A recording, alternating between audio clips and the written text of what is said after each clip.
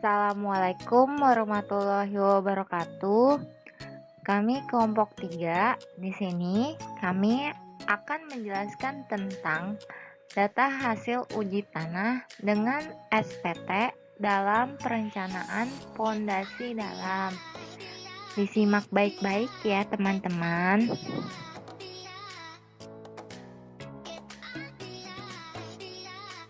Sebelum kita masuk ke uji SPT, kita terlebih dahulu harus mengetahui apa itu uji penyelidikan tanah. Di sini, uji penyelidikan tanah adalah kegiatan untuk mengetahui daya dukung dan karakteristik tanah serta kondisi geologi pada tanah, seperti mengetahui susunan lapisan tanah atau sifat tanah, mengetahui kekuatan lapisan tanah dalam rangka penyelidikan tanah dasar untuk keperluan pondasi bangunan, jalan, dan lain-lain, kepadatan dan daya dukung tanah pun, serta mengetahui sifat korosivitas pada tanah. Tujuan penyelidikan tanah ini dilakukan untuk mengetahui jenis pondasi yang akan digunakan untuk konstruksi bangunan.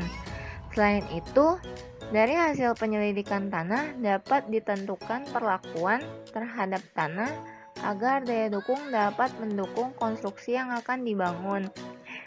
Dengan kata lain, kita dapat menentukan karakteristik yang ada pada tanah atau sifat-sifat yang ada pada tanah.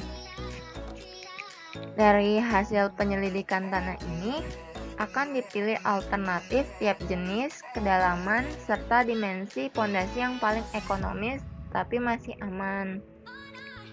Jadi, hasil penyelidikan tanah ini kita memilihnya secara alternatif.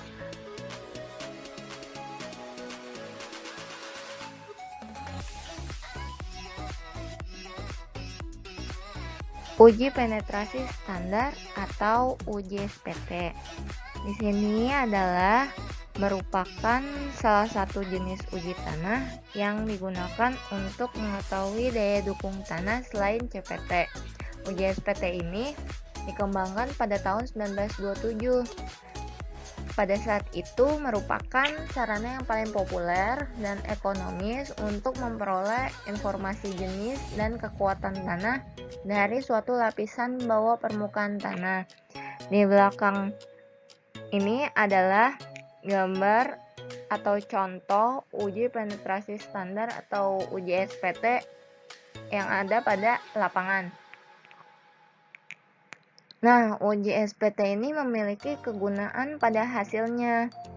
Hasil penyelidikan SPT berguna untuk menentukan kedalaman dan tebal masing-masing lapisan tanah. Contoh tanah terganggu dapat diperoleh untuk identifikasi jenis tanah.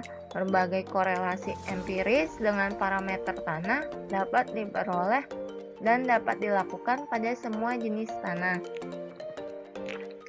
SPT ini memiliki kelebihan, yaitu antara lain tes ini dapat dilakukan dengan cepat dan operasinya relatif sederhana. Selain itu, biaya juga relatif murah.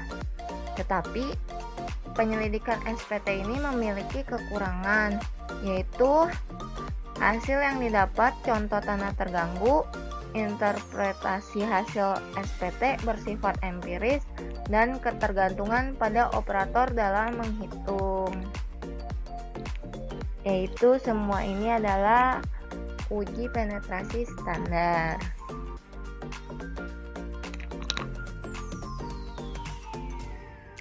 Setelah kita mengetahui apa itu uji SPT, di sini ada istilah dan definisi di dalam uji SPT.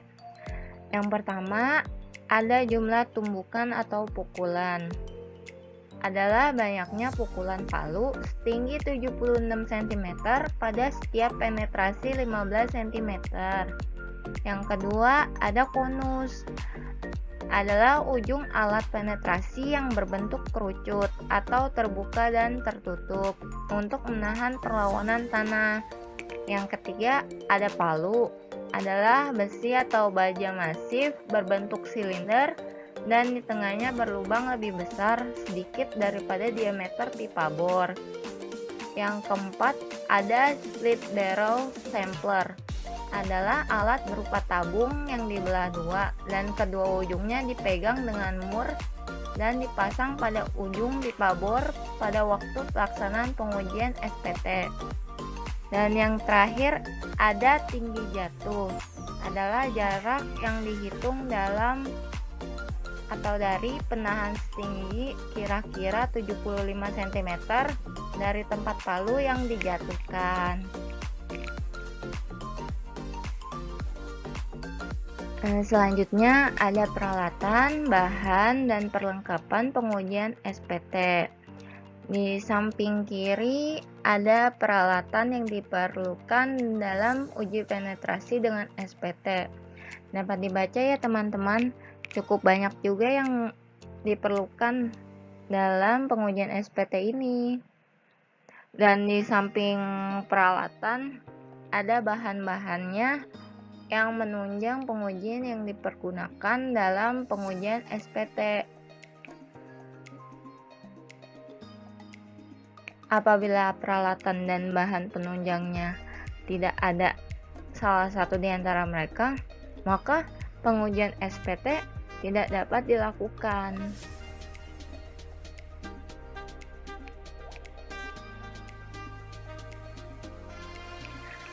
Nah, selanjutnya ada pelaksanaan uji SPT dan hasil pengujian dari uji SPT. Yang pertama, kapan sih pelaksanaan uji SPT? Uji SPT dilaksanakan bersama dengan pengeboran untuk mengetahui baik perlawanan dinamik tanah maupun pengambilan contoh terganggu dengan teknik penumbukan. Jumlah yang digunakan pada pelaksanaan uji SPT yaitu jumlah pukulan pada penetrasi sedalam 300 mm terakhir. Yang kedua, ada hasil pengujian uji SPT. Pengujian ini dilakukan bersamaan dengan pengambilan contoh tanah dan biasa dilakukan tiap 1,5 sampai 2 meter kedalaman atau tiap pergantian jenis tanah. Hasil pengujian ini berupa nilai, yaitu nilai SPT yang dapat digunakan untuk menghitung sifat-sifat statis dan dinamis tanah berbutir kasar, seperti internal friction angle, relative density, kapasitas dukung dan penurunan, kecepatan gelombang geser dari tanah, maupun potensi likuifaksi. Tapi di sisi lain, uji SPT sebenarnya dikembangkan untuk tanah berbutir kasar yang telah diaplikasikan untuk tanah berbutir halus dengan memperkirakan sifat-sifat engineeringnya, seperti undrained compressive strength, undrained shear strength, dan koefisien kompresibilitas volume. Selanjutnya, korelasi nilai NSPT dengan parameter kuat geser tanah. Itu dibagi atas dua. Yang pertama pada tanah pasir dan yang kedua pada tanah lempung. Perbedaan kedua jenis tanah tersebut dapat dilihat dari hasil grafik terakhir. Seperti yang ada pada gambar ya teman-teman.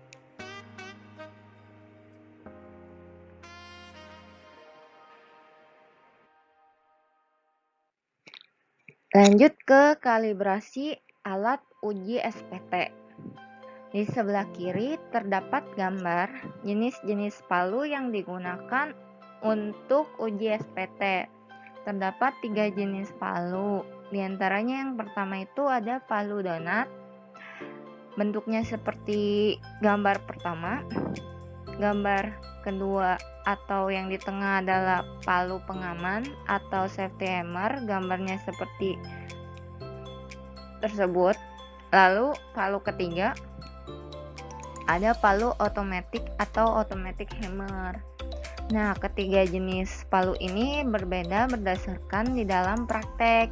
yaitu terdapat pada efisiensi tenaga sistem balok derek yang dengan palu donat dan palu pengaman berkisar antara 35% sampai 85%, sementara efisiensi tenaga palu otomatis berkisar antara 80% sampai 100%.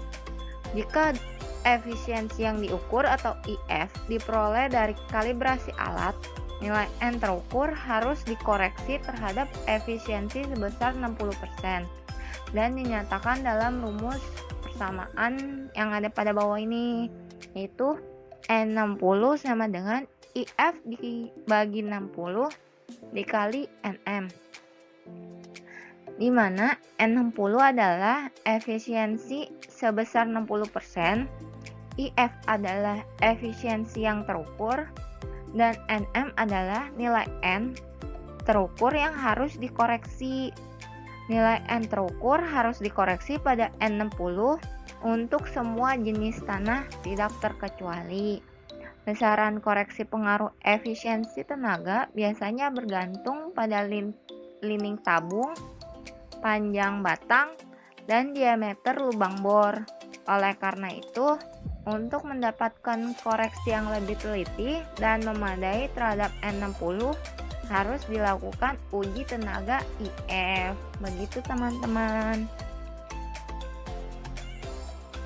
Selanjutnya ada efisiensi alat pada uji SPT. Efisiensi dapat diperoleh dengan membandingkan pekerjaan yang telah dilakukan dicari dengan persamaan W sama dengan F dikali D atau gaya dikali alihan. Jika tenaga kinetik atau KE sama dengan setengah mv kuadrat dan tenaga potensial atau PE sama dengan mgh, maka rasio tenaga atau ER ditentukan sebagai rasio ER sama dengan W per PE atau ER sama dengan KE per PE. Semua korelasi empirik yang menggunakan nilai NSPT untuk keperluan interpretasi karakteristik tanah didasarkan pada rasio tenaga rata-rata ER yaitu 60%. Di belakang ini adalah gambar orang yang sedang melakukan uji SPT. Lanjut ke hubungan tegangan efektif dengan efisiensi alat SPT. Di sebelah kiri ada gambar tabel, yaitu di dalam tabel tersebut terdapat faktor-faktor koreksi yang mempengaruhi uji SPT. Yang pertama ada rasio tenaga, yang kedua ada diameter bor, yang ketiga ada panjang batang, dan ada pengambilan contoh. Tidak terkecuali ada tegangan vertikal efektif di dalam tanah. Rumusnya ada juga. Nah, untuk mencari N160 yaitu NM dikali CN dikali CE dikali CB dikali CR dikali CS. Ada rumus CN-nya juga. Nah, semua istilah tersebut diartikan dengan N60 adalah nilai SPT yang dikoreksi terhadap pengaruh efisiensi tenaga 60%. NM adalah hasil uji SPT di lapangan. CN adalah faktor koreksi terhadap tegangan vertikal efektif. Nilainya kurang lebih sama dengan 1,7. CE adalah faktor koreksi terhadap rasio tenaga palu. CB adalah faktor koreksi terhadap diameter bor. CR adalah faktor koreksi untuk panjang batang SPT. CS adalah koreksi terhadap tabung contoh atau samplers dengan atau tanpa pelapis linier. Lalu ada tegangan vertikal efektif dalam satuan kilopascal. dan ada tekanan atmosfer sebesar 100 kilopascal.